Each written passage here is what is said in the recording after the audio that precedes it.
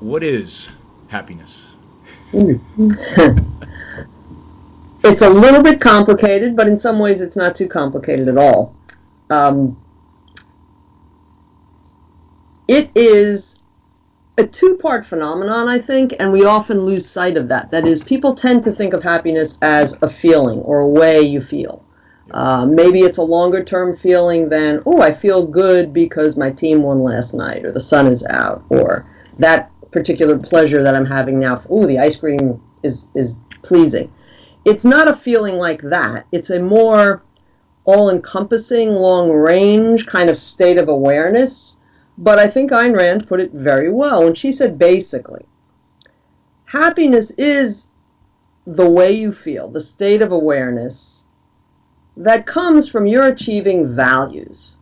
And this is why I say it's two-part. It's not just awareness or a state of consciousness, though that's part of it, and that's the natural part that most people most readily speak of. You know, is he happy? That's how is he feeling? But underneath that, how is he living? How is his life going? In particular, is he achieving? Is he making progress on the things that are most important to him? So the achievement of values really brings in the fact that being happy is doing something. It's an activity. It's a course of action. And this is why even philosophers today who speak of happiness, who really examine it, but also going back to the ancient Greeks, Aristotle and Plato, they didn't use the word happiness so much as flourishing, which is something that you do, or think about thriving. Now, you have to interrupt me. Probably not too many people probably say this to your own.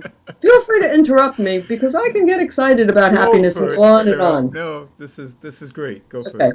Yeah, no, so it's this sort of, I wouldn't say two-track, but happiness is feeling good about your life for good reason, because your life is basically going well. But again, in particular, you are achieving your values. You are challenging yourself, pushing yourself, growing in a constructive direction such that, oh yeah, this feels good. I'm generally, in a good mode in terms of my attitude, So my it's both outlook on. an emotional state or a state of awareness and an activity, something you actively engaged in. Yeah, it's not just a static or Yeah. kind of passive condition. Yeah, definitely. And so you could be momentarily sad, but be happy. Definitely. And I think we all are. I think Yeah. even the happiest people in the world, it is absolutely natural that a couple of things. Both that sometimes some bad things will happen. That will, some seriously bad things will happen. That will naturally affect your emotions, right? And the more significant the negative that occurs, the more natural and the more acutely you will feel badly, right? So happiness isn't a report on the ups and downs. It's not your emotional temperature Monday, oh, but Tuesday, because they won last night. Oh, but now it's really cold, so now I'm miserable again. It's not that kind of up and down thing, but it's perfectly compatible with being happy, with even knowing my life is in good shape. The last couple of weeks, things have been I've gotten a couple of rejection letters from journals or something, or you had that setback on my taxes, right? I mean, ups and downs are certainly compatible with the basic trajectory. The basic direction and course is one of positive progress. Yeah. And do you think it's easy to tell when somebody's happy, or is it something you can only do about yourself? That's a really interesting question, I think. I don't know, a few thoughts. Yeah. It's hard to really know another person and what's going on for that person. In many of our lives, there are, though, one or two or three people that you get really close to, such that you come to know her really well, Yep. right? And, so maybe it's your husband or wife or spouse or a really Friend. close friend. I'm sorry? Yeah, a really close friend. Yep. Really close friend. But sometimes it's a family member who you've been, close with for better or worse for, decades. There are a few people you can get to know really well, such that I think you can pretty much know or have a good indication. You know this person in enough depth, through enough variety of experience. You get to see really how they're leading their life, such that you can make some pretty educated conjectures about whether or not they're happy. But at the same time, it's hard to know ultimately how they feel. You can certainly make judgments about what you think they're doing with their lives and how they're spending it. And you could, how they're spending their lives. And sometimes I think it's quite natural and rational and appropriate to think, but some of what my friend Jack is doing is getting in his way and setting himself up for the kinds of frustrations that he's experiencing and his feeling. But all of that said, I also want to say, what's most important in thinking about happiness is thinking about one's own. Absolutely. Right? Absolutely. And that's what this is for. Because you've got to do it for yourself, ultimately. Nobody else can make you happy. That's something I could say a lot on. Yeah. But what's most important isn't, let me assess the others out there, and are they doing well enough? Where would I score them in the scorekeeping ledger? It's, what can I be doing differently? To the extent I feel some dissatisfaction, let's say, that doesn't seem just sporadic or only a reaction to things out of my control. If I look back on 2017, for instance, as I hope we're all doing this week, and as I try to think honestly about the good, the bad, the what can I control, or if not ultimate, wholly control, what can I affect more, have more influence over, I'm looking for those things where I can, make some difference to how things really go for me, as well as how I feel. So good. So before we get to to what extent is this view of happiness uniquely objectivist? And maybe we can contrast it a little bit with Aristotle or with some modern philosophers or even psychology. To what extent does psychologists recognize this as being what we mean by happiness? I haven't done enough systematic study of the subject to say definitively. I will say this. I've read a number of books on happiness, some written basically by philosophers, some by psychologists. A little bit of history, too, of the concept. And there are some really good ideas in a lot of those books. I mean, many of them have 2 or 3 really good ideas or really good spins on or ways of putting important truths. I haven't seen anything remotely close to putting the whole package together, or in a sense getting that it's not just a package. Yep. It's not better time management and, have a better sex life and be bolder with your boss to ask for a raise. It's not so much that kind of self-help piecemeal approach, which I think is a lot of what we get in the happiness studies these days, as having, and this is where objectivism is I think, unique. It takes the right philosophy to be happy. You've got to be living on premises, on fundamental beliefs that are attuned to the way things are, to the realities that you face about yourself, your own abilities and weaknesses and strengths and limitations and intelligence and what have you, as well as premises that are realistic to the demands of human nature in general and the world around us. So, and I'll come back to Aristotle in a second, but I think objectivism, to my knowledge, uniquely says you have to have a reality-respecting philosophy. In particular, you have to have an ethic, a moral code, a set of virtues or principles or basic guidelines for how to lead your life that is geared toward your fulfillment, your feeling rewarded, your being productive and achieving and proud. So the whole approach to happiness is just hand in glove with the whole approach to the purpose of living. So let me say a little bit about Aristotle. And here again, I'm not an Aristotle expert. There are others you could get on who know their Aristotle more fully than I. Basically, a very right-minded approach, I think, to happiness. Ultimately, he says something like, and again, he uses eudaimonia is the Greek, usually translated flourishing these days. It's activity in accordance with virtue. So he very much agreed with objectivism, obviously, before our time. He agreed with this idea that it's a manner of living, at least at its heart, at its center. He made some other important points. He was realistic about the fact that you can't control everything. You can live as virtuously as is desirable, but some things out of your control can seriously mar your experience and the way you will feel. He was realistic about that. But, I mean, also I think he wasn't a full-throated individualist. He saw the role of the community as somewhat larger and different, I think, than objectivism sees it, which is not to knock community or social friendships and relationships. Okay. But he was, I think, very much on the right track, but I don't know any philosophy other than objectivism that puts it all together in the right way. And again, I do want to say there is some really interesting material out there these days on happiness. It's a good thing that it's been getting more attention, even called happiness, and psychologists in particular now have a lot of skepticism about a lot of their ways of having people self-report happiness and what they count as happiness. But in some of the works and some of the philosophy works that I've read, and some of them will talk about well-being. Again, they're not always using that same vocabulary, but you'll see some really important aspects of living a good life and a life that will be fulfilling. You'll see a lot of them talked about there. Good. So let's talk about the fact that objectivism is unique, well, I mean, with the exception maybe of Aristotle, in saying that the individual deserves to be happy.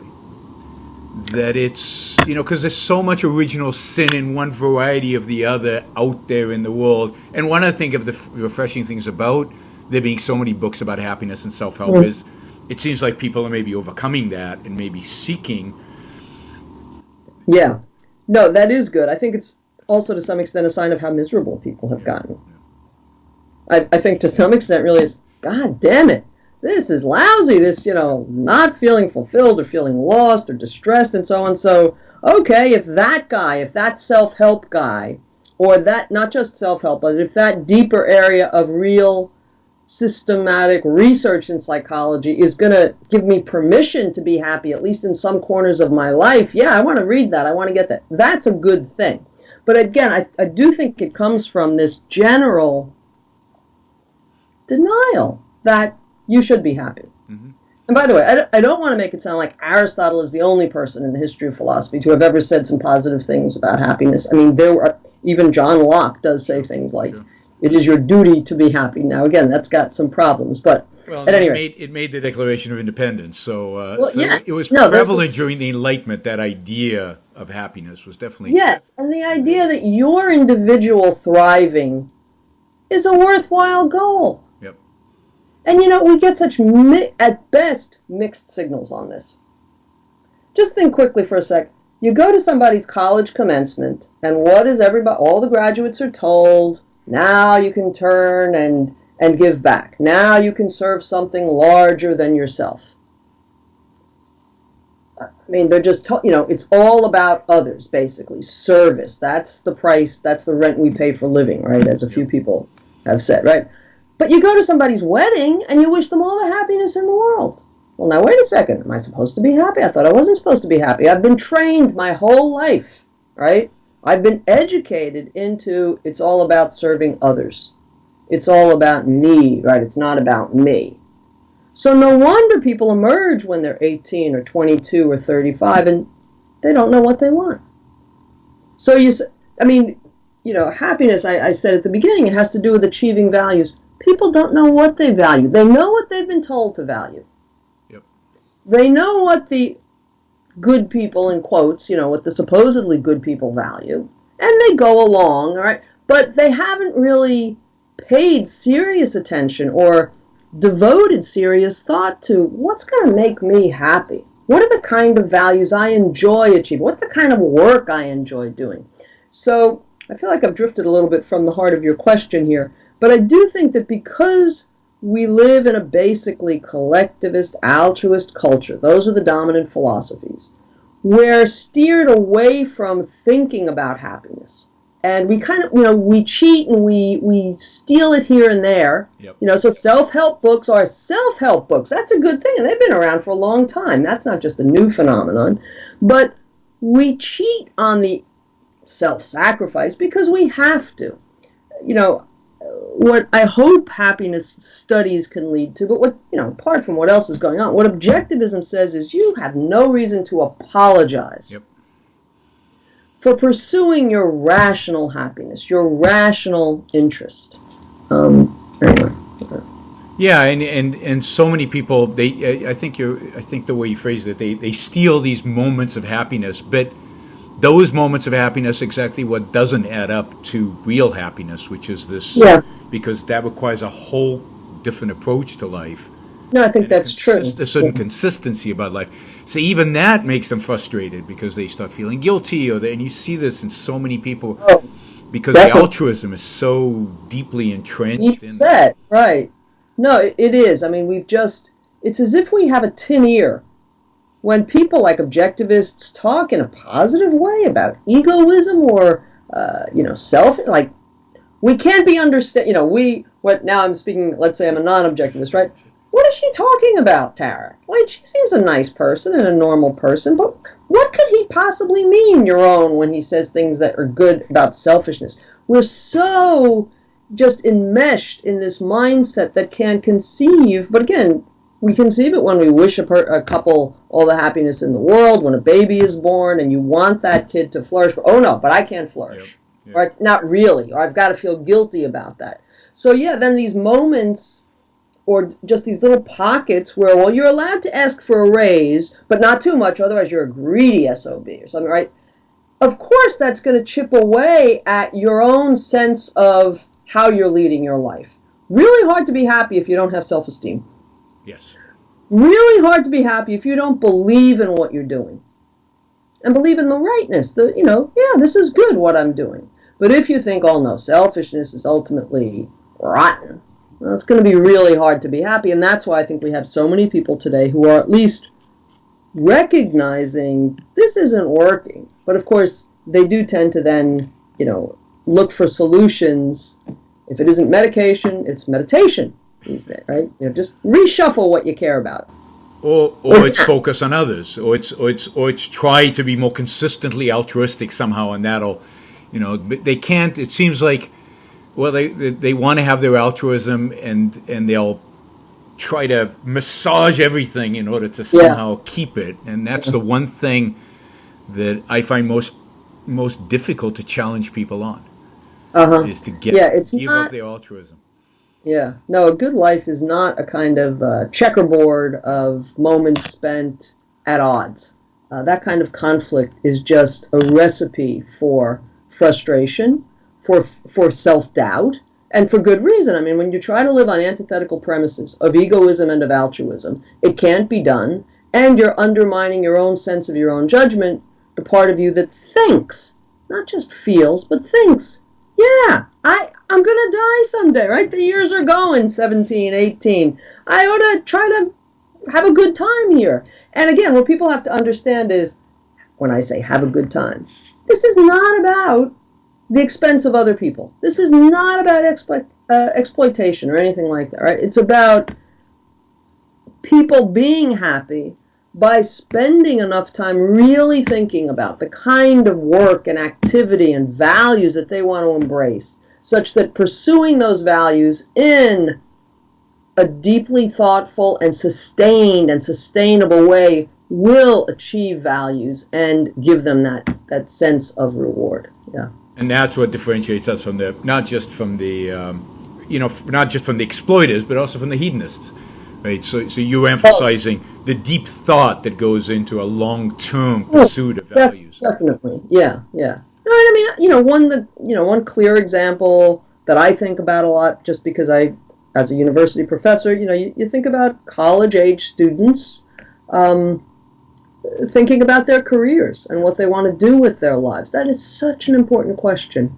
And while on the one hand you see people really struggle with this, in some ways I don't see them struggle all that deeply at all. They feel a little uncertainty about what majors They all declare 2 or 3 these days, to declare and that sort of thing. But ultimately, it's, well, the pressures from the parents, the pressures from society to do good. I'll make one comment, too. This is a little bit tangential, but I read some poll recently of, I think it was entering college students, and I was taken aback. I don't remember the figure, but by how many said what they really wanted was to make a lot of money. And part of why I was surprised was because, man, even if you think that, you're not supposed to say that these days, and God knows they all know that, right? But I thought this is, in a way, a sign of how people don't think about the substance of what's going to be fulfilling for me. What do I enjoy? Do I enjoy programming software?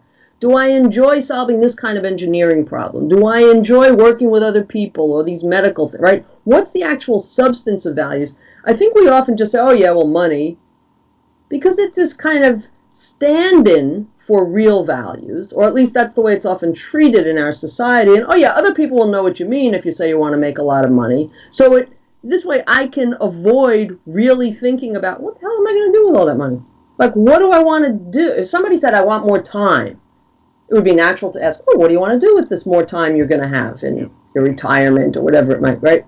You want a lot of money. Oh, we just take that as, oh, yeah, well, that makes sense. Yeah, people want money.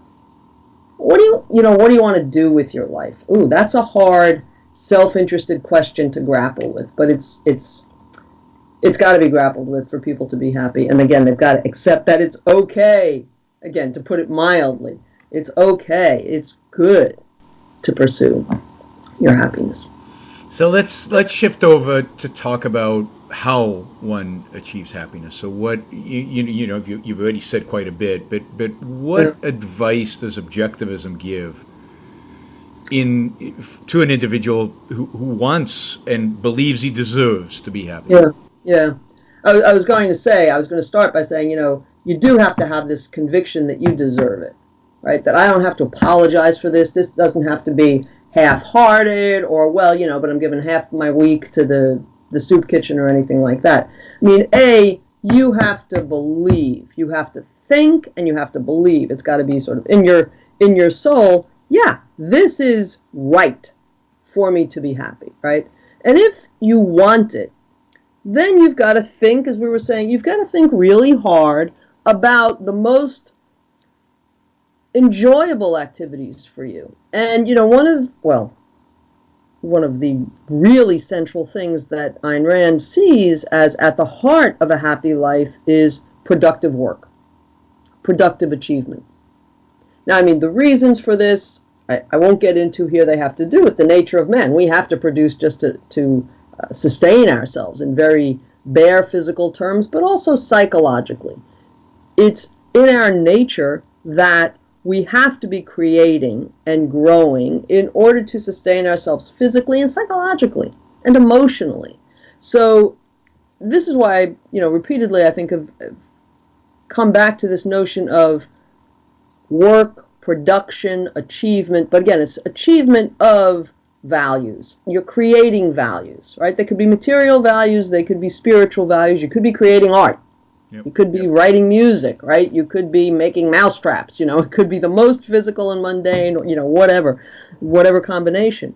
But you're making things that are good for human life. But you've got to figure out, what do I enjoy doing? That's going to pay the bills as well. And I think a lot of the happiest people in the world are the people who are the most productive.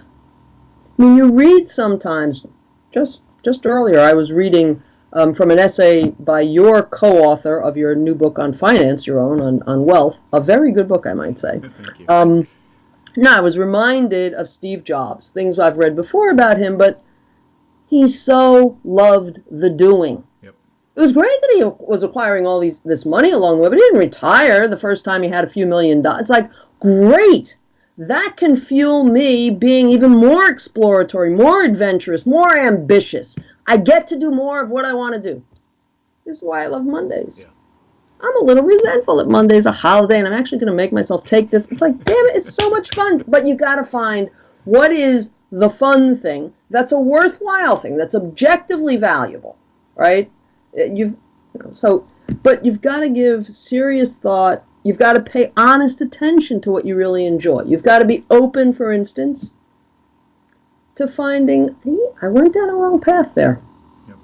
I thought majoring in this, or I thought a career in that, and I've spent 2 or 3 years, but you've got to be honest with yourself. One thing I think the pursuit of happiness takes is a lot of ongoing introspection, honest reflection about what's working and what's not, both in terms of your core commitments as well as, some of the more peripheral things in your life.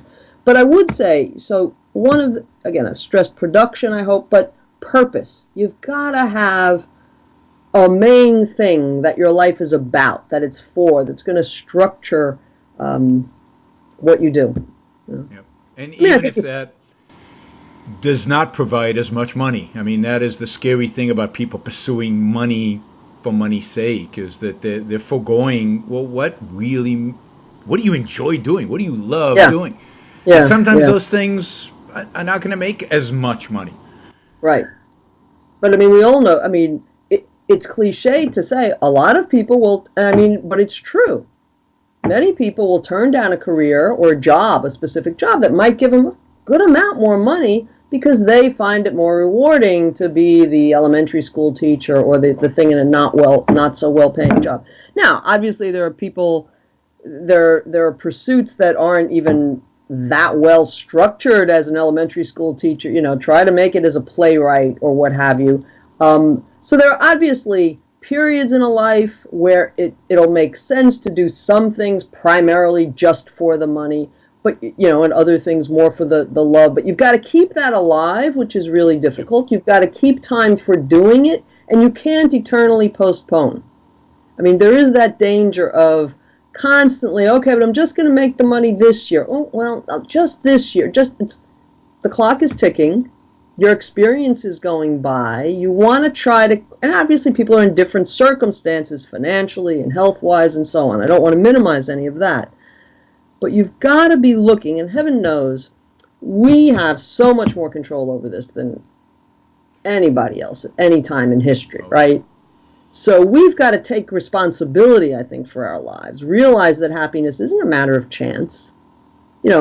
Chance things out of your control can impact it, but the core of it, it's what you do. It's how you lead your life. And being honest about that, not so much to berate yourself if you think you've taken some missteps or fallen into some bad habits, but to get, again, I have this, New Year's outlook in mind, to get on the best track, the most fruitful track you can.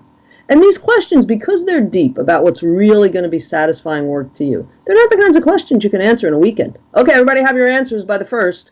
Mondays come, it's like, be thinking about this. And I get that question a lot. I get the question of, how do I discover what I'm passionate about? How do I do it?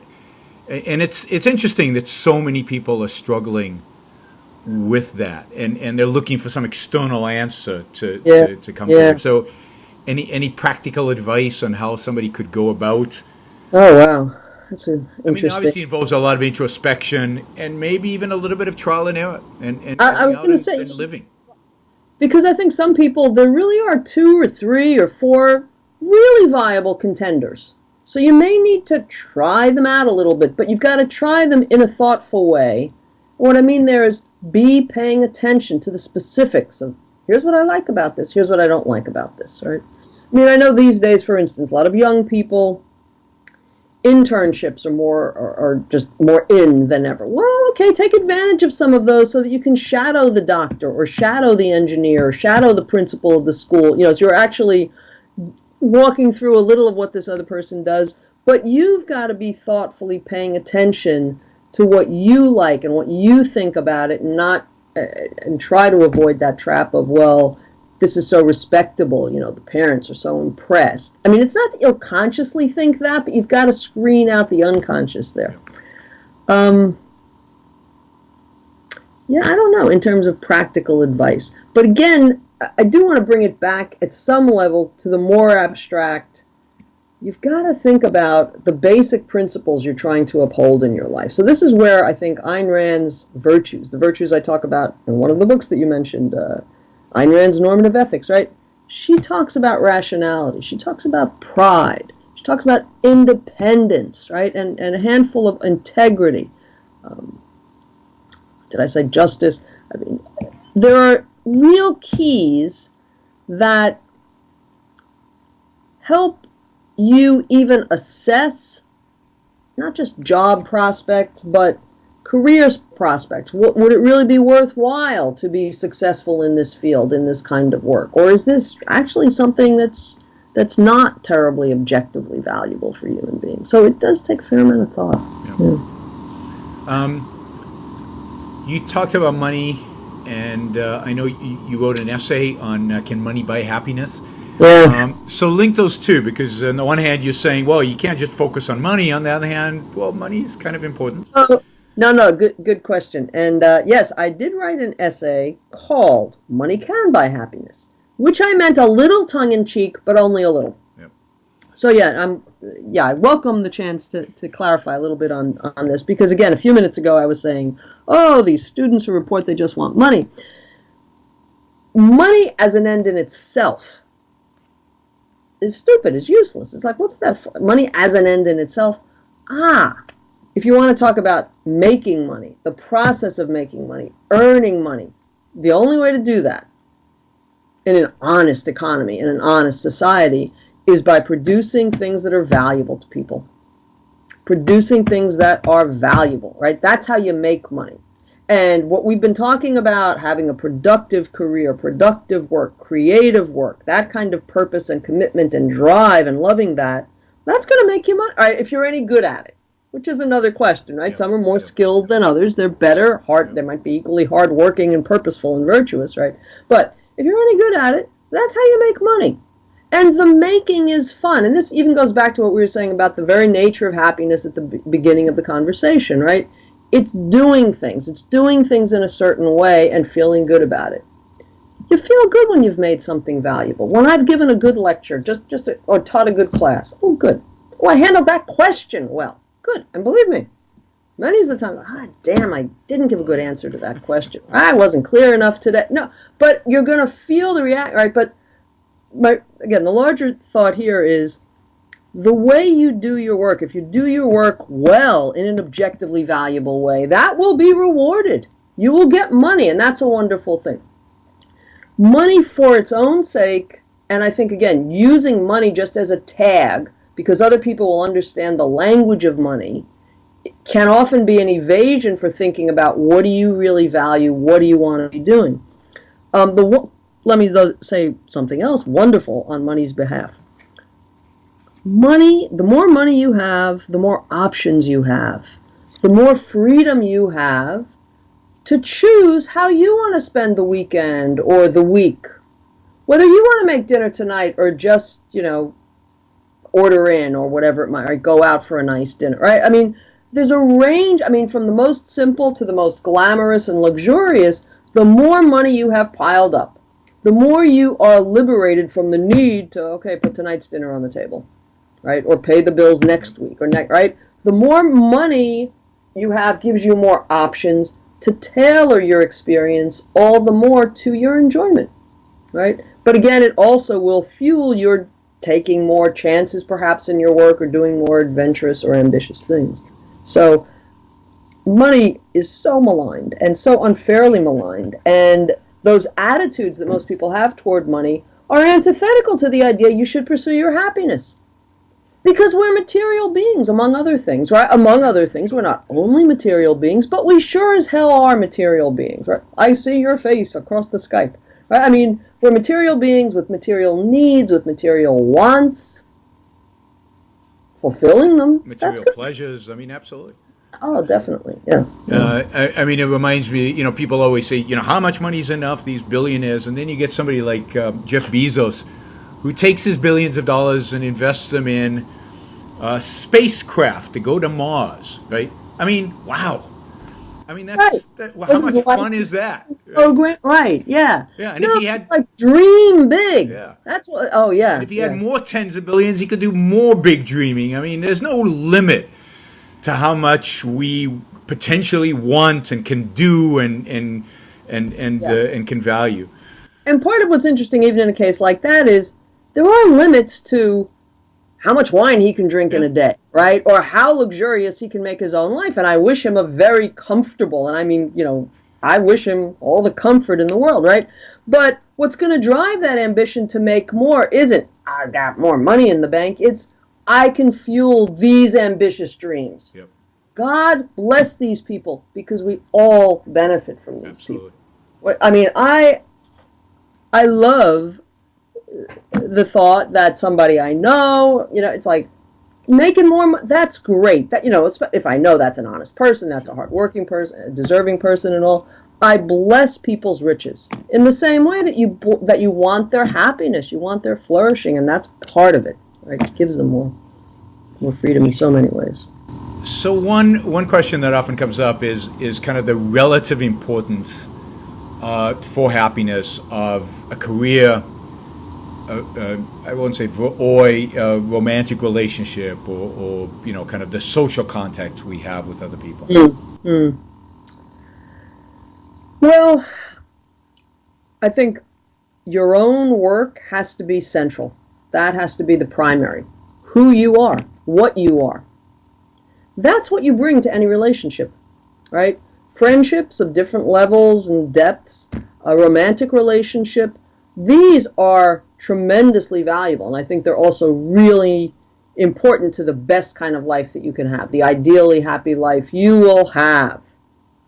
A person who gets you, who understands you, who shares your values at the most important levels and most fundamental levels. But that means you've got to have those values to share, yep. Right?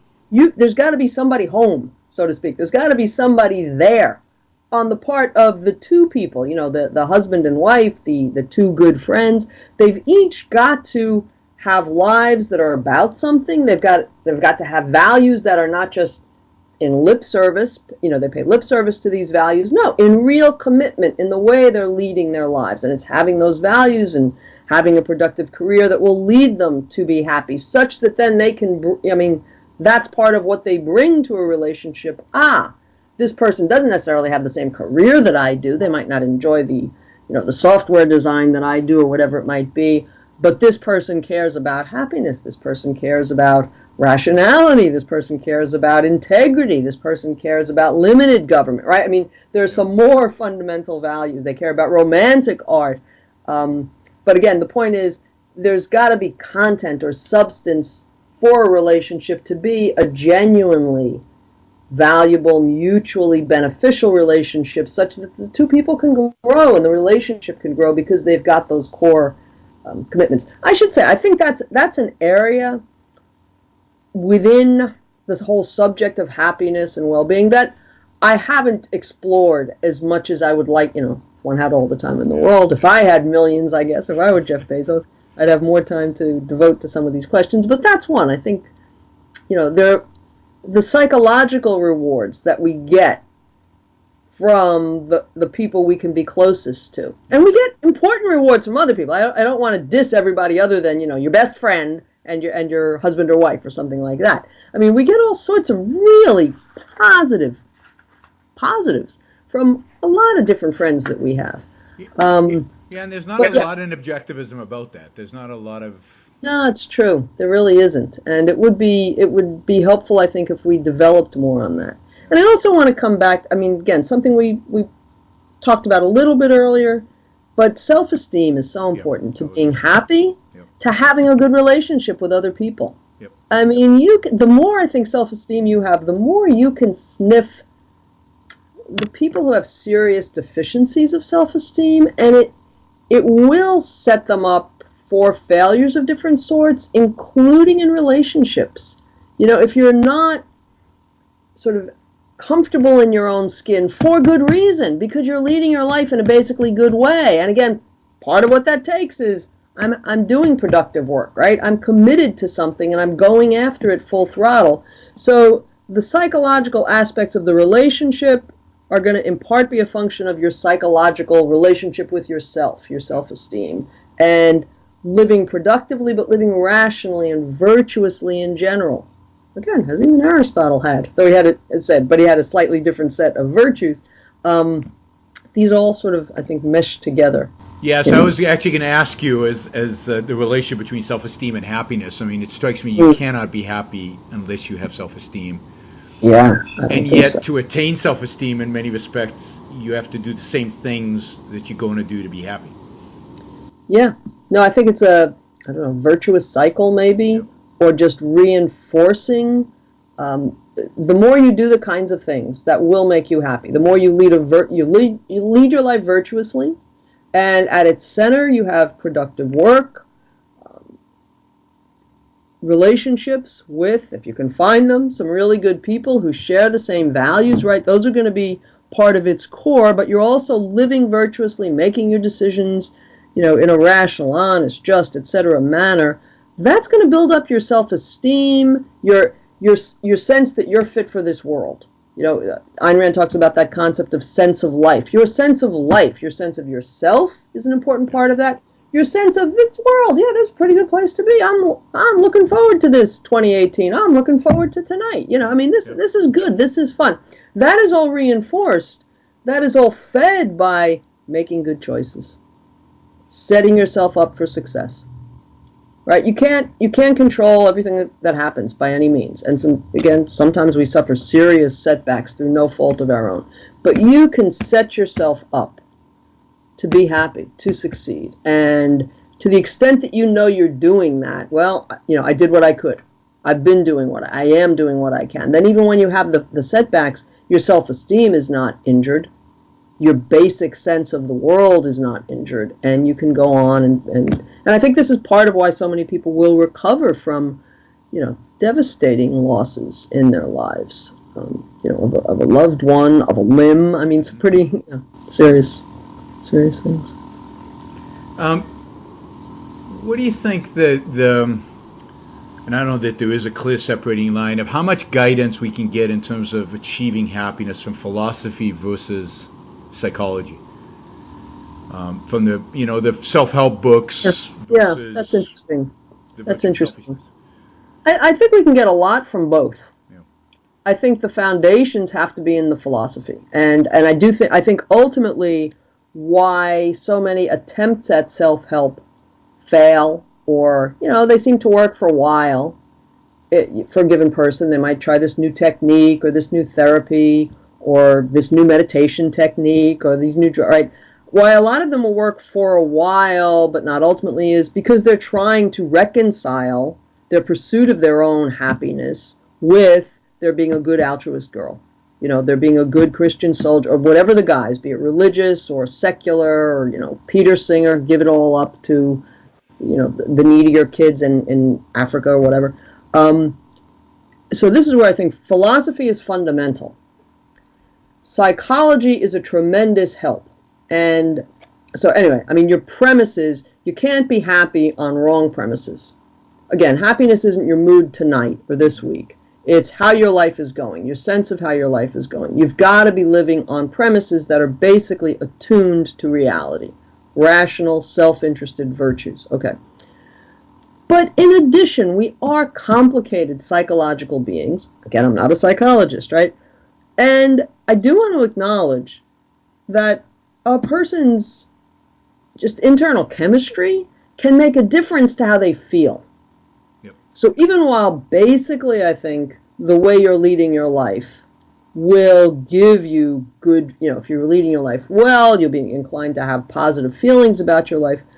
We are, it seems, chemically complex, neurochemically complex, and we do vary, and I do think there are people with just inherent physical, I don't know if deficiencies or just abnormalities that can get in the way of their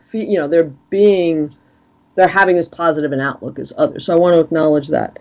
What I mentioned earlier that from some of my reading of both some philosophy and some psychology, you do find some, I think, very right-minded ideas. And I think it's great to try to borrow and take what you can, again, even if it's just a good way, a good new angle on something. But you've got to try to put the pieces from psychology together with philosophical, fundamentals. Shortcuts won't do it, And again, these days, I've mentioned meditation a couple of times, and I have nothing against meditation. But I think so much of the instruction of meditation is don't care so much about this, or just put things in perspective. But if you're putting the wrong things in a different perspective, if you're just shuffling a deck of false premises, that's not the solution. Nor is Stoicism, which is very in, so don't care so much. Detach, or or let go. No. Happiness is the opposite. It's about caring. It's about caring. It's about committing and acting like it and thinking like it, such that, I care, and damn it, this hurt. This was a setback. This was a failure. This was a screw up on my part. What am I going to do differently? But it's going in full throttle, but thoughtfully full throttle, right? Don't care about, the things you can't control.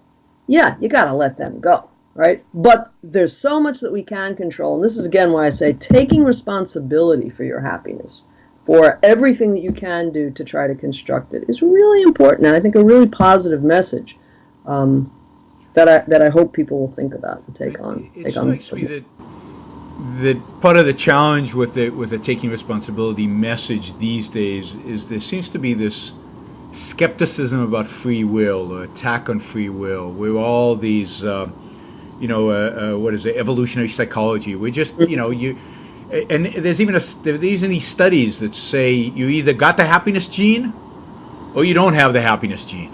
Yeah. And it's just horrific. Yeah, no, I think that's ridiculous. And such, again, an evasion. Oh, it's all in our genes.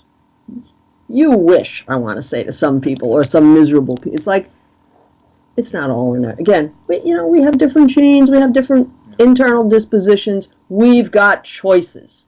Every waking hour of the day, we've got choices. And we know that, and we see 1,000 instances just in our own personal lives of the people who have the same upbringing, the same parents, and the same time of life with those parents, and make radically different choices and set themselves up for very different outcomes in just on a million different levels. But no, I think that's a really interesting observation, that again, so many people absorb this idea, and we've been teaching it for a while in its different forms, the denial of free will, be it in the genes or in the advertising, or it's something else that's responsible for what we think and what we want. Like hell, right? That's an evasion. That's a recipe for unhappiness, right? That's resignation. That's self-permission for not trying, right? I get too angry about that one to even... I know the feeling. No, but that's a good one. I've got to think about that more, because that really is a pernicious, increasing part of this. It's in the culture everywhere. Everywhere I go, I get pushback on free will. It's really from Sam Harris on the one hand, right, to all the whole gamut of the whole the assumptions, right. No, so many of the assumptions that are even on campuses these days, in some of the identity politics going on. Oh, well, no, you think that because you're an Israeli Jew, right? Ayn Rand, well, she was a Russian Jew. Yeah, she didn't have any option but to... She and all the other Russian Jews who wrote about John Galt, right? Yeah. It's so absurd, and I think people with a little bit of honest thought, with just a little bit of honest thought, could see through it and see through, well, how am I making this argument if I want to try to convince somebody else of this argument, but if they don't have free will, what is it that I'm even hoping to accomplish by talking about this? It's... So, to what extent do you think one has to hold explicitly the virtues or the ideas of objectivism, or the ideas of objectivist ethics, in order to be able to be happy? In other words, can you be a non-objectivist and be happy? Yes, but I would say, I don't think the only people who've ever been happy in the history of the world were objectivists. And man, until Ayn Rand was born, nobody was happy. I just think that's out to lunch, right? But the reason I say there's a but, you have to be leading your life in a way that is basically in tune with the facts of reality, right? And not everybody is explicit. Not everybody is consistent in the way they live. So, I mean, I even think there are people who have adhered to some extent to religious beliefs. But who, when when push came to shove, really the most important things in life, they were doing what they wanted to do, and I don't just mean in that hedonistic way of what they wanted to do. They were doing what was rationally good for them because it was good for them. So it's not that I think one explicitly has to endorse all of the principles of objectivism, but you've got to be living basically. And again, most people are inconsistent, will live on a certain premise much of the time, but not absolutely all of the time. But to the extent that you're living on fundamentally right-minded premises, you can lead a good life.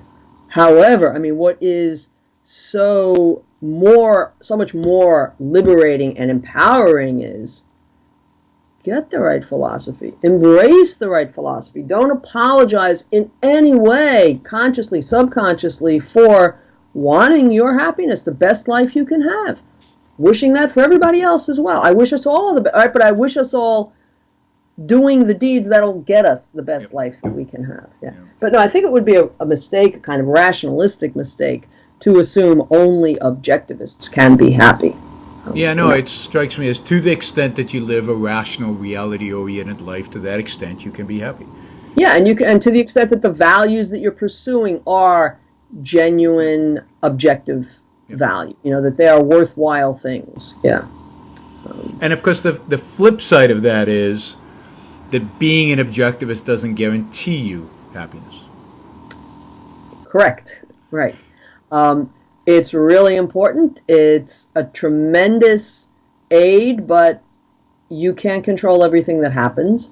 And again, even being a good objectivist, a really virtuous person and all, there are important things that you can control. Not just about, tragedy can strike, you or your, a loved one or something. I mean, your values will not, your most deep set and core values will not always be going well, and that's not going to feel good, right? When I see what's going on politically in the country, that's not exactly cheering. Yeah. That's not exactly happiness conducive right now, right? But you can do what you can do, right? As you have for many years at the helm of the Ayn Rand Institute, for instance, your own, and as a lot of people, you fight for what you care about and what you value. There are going to be setbacks, right? But you think, again, in a big picture, long-term, conceptual, deep, systematic way about how to build the best kind of life, of the best values that you can have, and you go after that, and to the extent that you do, there is a sort of a brick of happiness, I think, that nothing can take away from you. So, no, we can't completely control it. Bad things happen to good people. For all sorts of reasons, our values do not always prosper. We're not always brilliant, along with our virtue. But we have so much control. Taking responsibility for that can do us, so much good. Good. So one final question. You hinted at this a number of times. It is New Year. How do you celebrate, or what do you take as New Year? You mentioned you're contemplating, you're thinking. I mean, what advice would you give people? This is a great opportunity to do what? Well, I'll sound like an academic, man, to think. No, I do take sort of a New Year's period every year. I also, conveniently, I have a January birthday, so it can sort of extend a little bit. But I always, when Christmas is coming, I start thinking, well, you've got to be doing your serious thinking. So I really try, and it's off and on, but several days for a few weeks, I really try to think about how to make my life better. And that's coming from a position of thinking, I think I have a great life. Basically my life is going well, and I think that's a function of good fortune and good choices on my part. But it's not, my point is, it's not coming from feeling dissatisfaction or deep dissatisfaction, right? But I want to constantly be tuning and be looking for where I might need more than fine tuning, bigger tuning, or, really step back, take the big picture.